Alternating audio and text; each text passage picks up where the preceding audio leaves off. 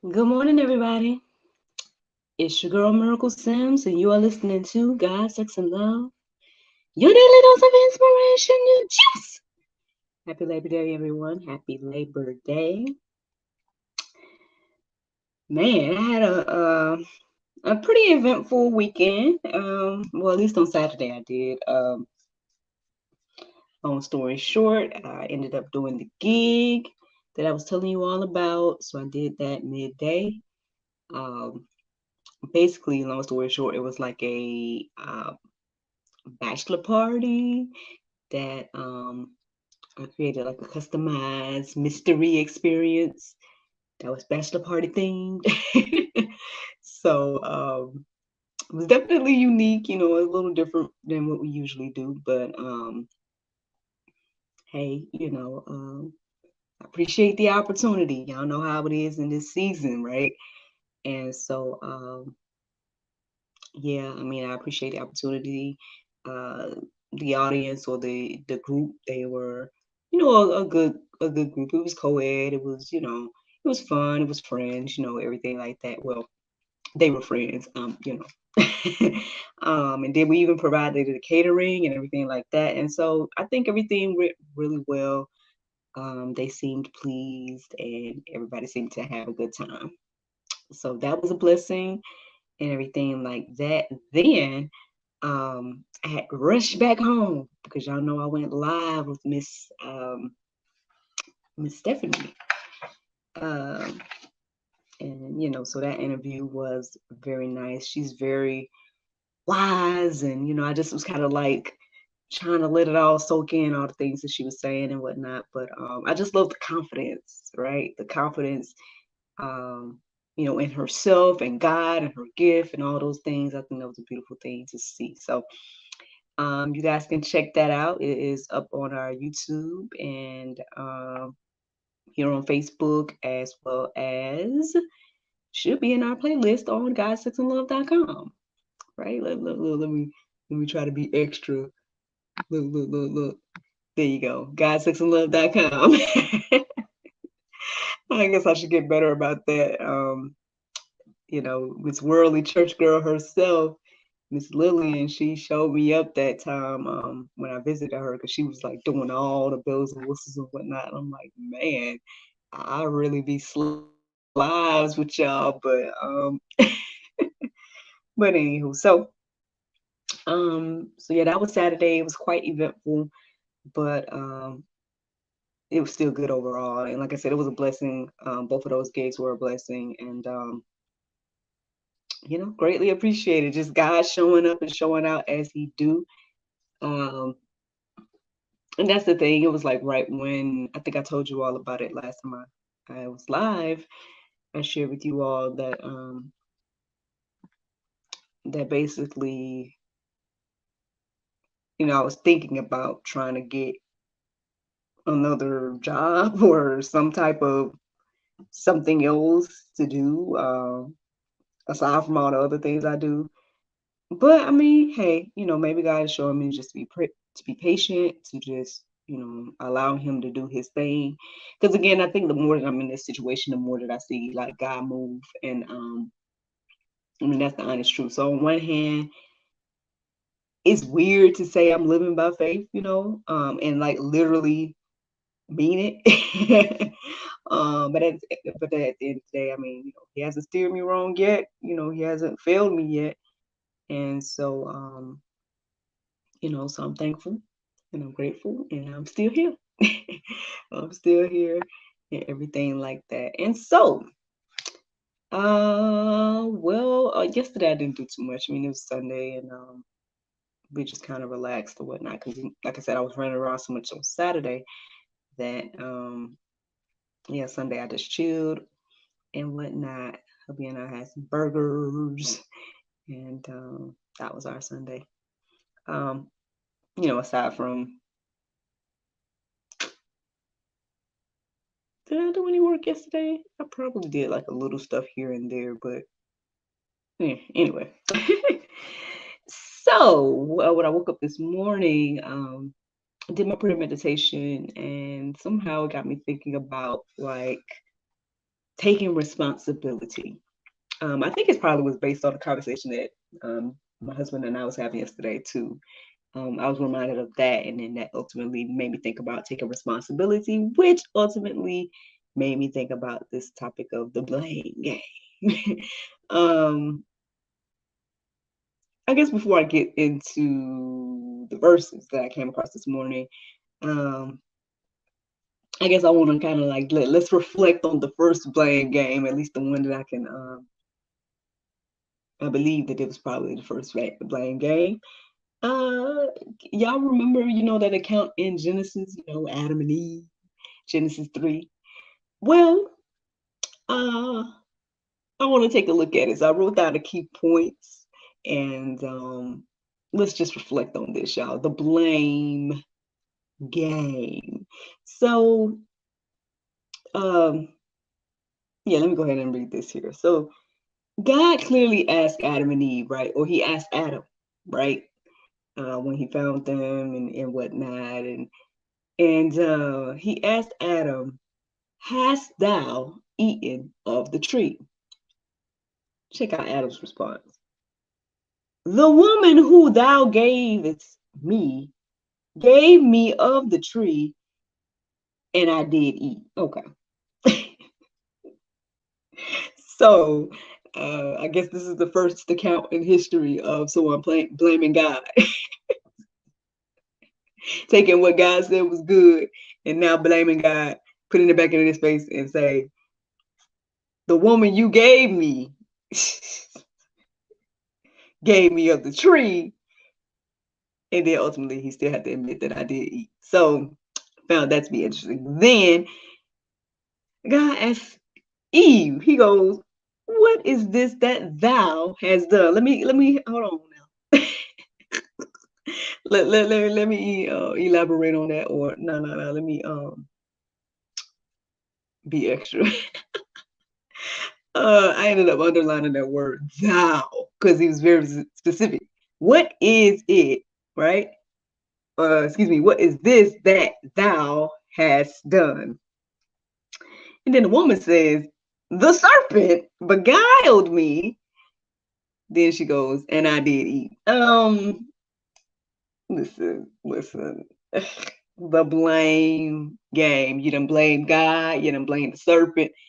And ultimately, I guess you didn't blame yourself, but at least you admitted that you did eat, which was the question.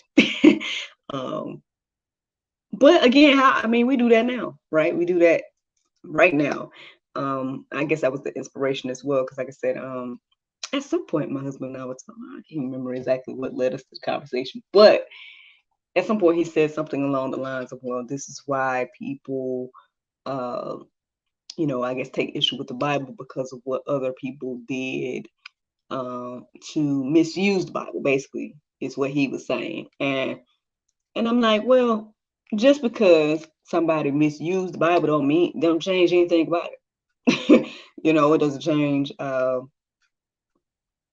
it says that God did for us and all those different things. So you're gonna allow someone else's misuse of the Bible to separate you from God. I mean, to me, that's the blame game, and an excuse. I think the reality is either one or the other. It's like you just don't want to believe, or you just don't take it as seriously, or whatever the case is. Like, if nothing else from Genesis 3, I mean, at least at the end of the situation, even though they did play the blame game, I mean, they at least still admitted that they ate, right? So in some way, they took a responsibility. And so let's think about that. Let's think about that. So Proverbs 28 and 15, and 13, it says, whoever conceals his transgressions will not prosper, but he who confesses and forsakes them will obtain mercy. Well, do you want mercy? Do you want to prosper? Because this is what it says we need to do. Concealing our transgressions, even though a lot of times we do feel as if by keeping things concealed and under the wraps, we feel like we're getting over, right? We're getting over on something. We're getting over on people. Maybe we feel like we're getting over on God, but now you might get over on some people for a short period of time, in my humble opinion, according to the word. But you'll never get over on God. And so let's just go ahead and just get that out of our minds. Because God knows, right? God knows. But again, yeah, if we keep in our minds that, hey, you're not necessarily going to always get over on people either, that might be something to help us today, because it says the truth will come to the light, all things will be revealed and all those different type of things. I mean, different verses say things along those lines. And so, what's done in the dark will come to the light and all this. So, again, I guess if you keep these things in mind, then you'll understand that there's no need to conceal your transgressions, right? There's no need to try to play the blame game and, put it on God, put it on the devil, or put it on Satan or whatever, when at the end of the day, you still make the choice. Like, you make the choice at the end of the day.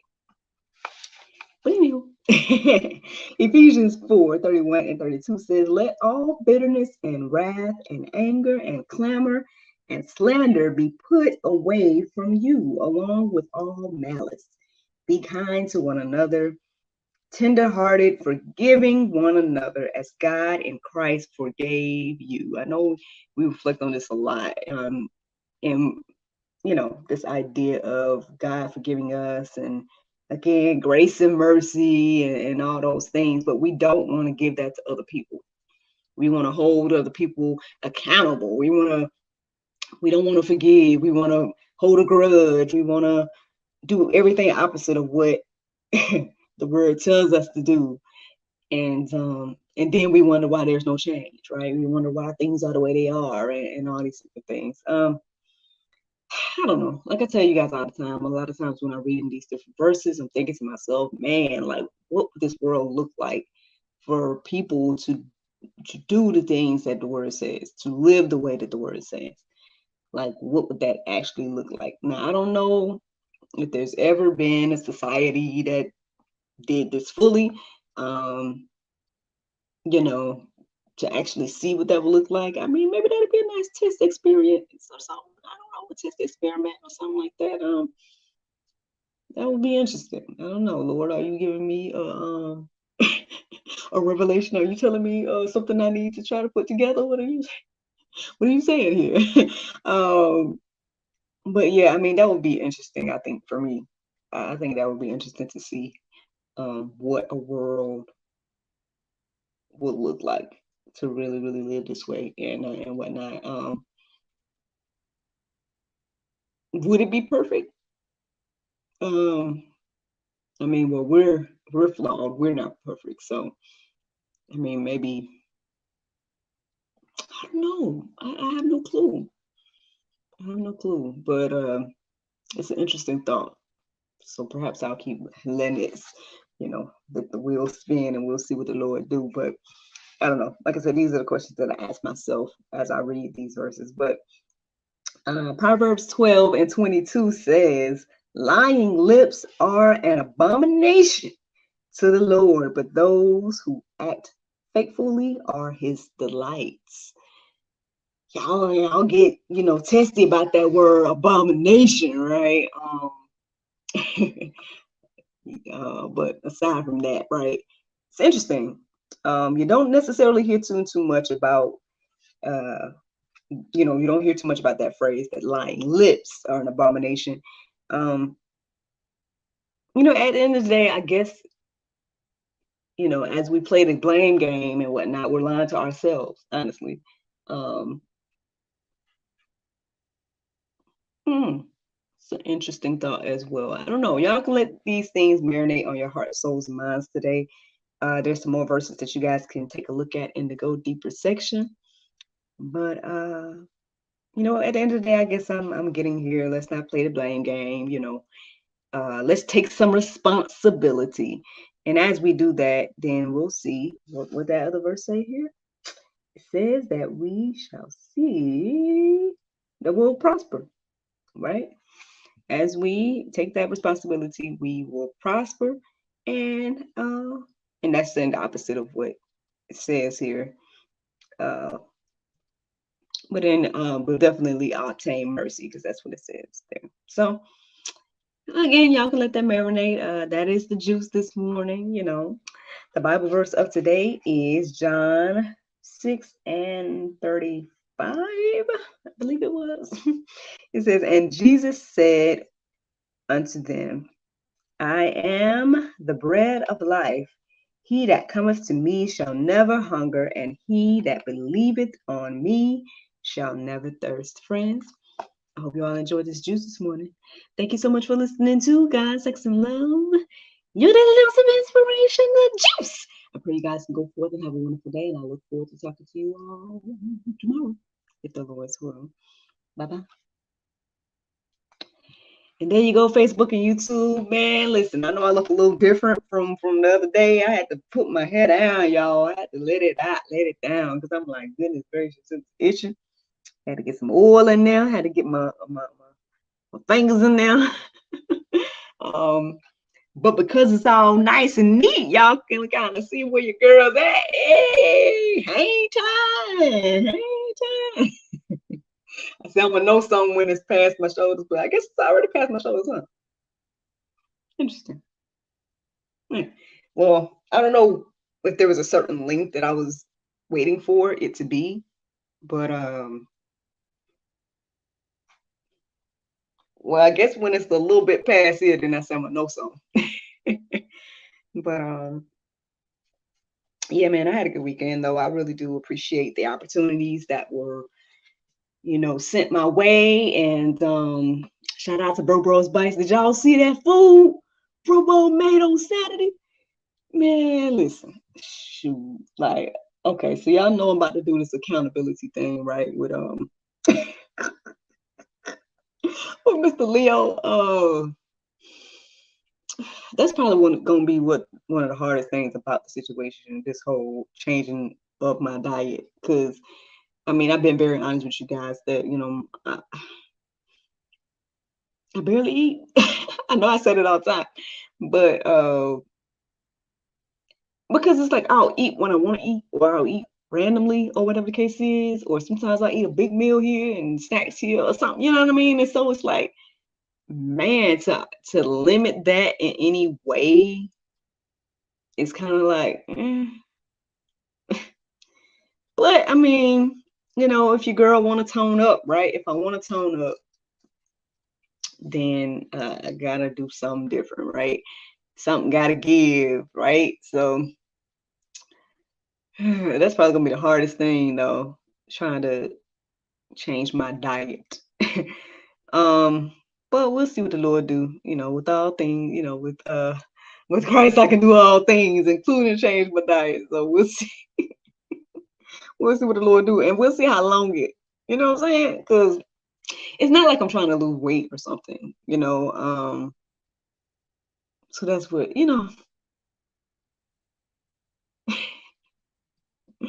But no, look, I'm not gonna play the blame game. You know what I mean? I'm just being honest about what I feel like might be my issue. I've still been on this hiatus, this workout fitness hiatus, because we were supposed to basically supposed to be waiting until we talk again to get instructions on what working out I need to do, what type of workout and whatnot.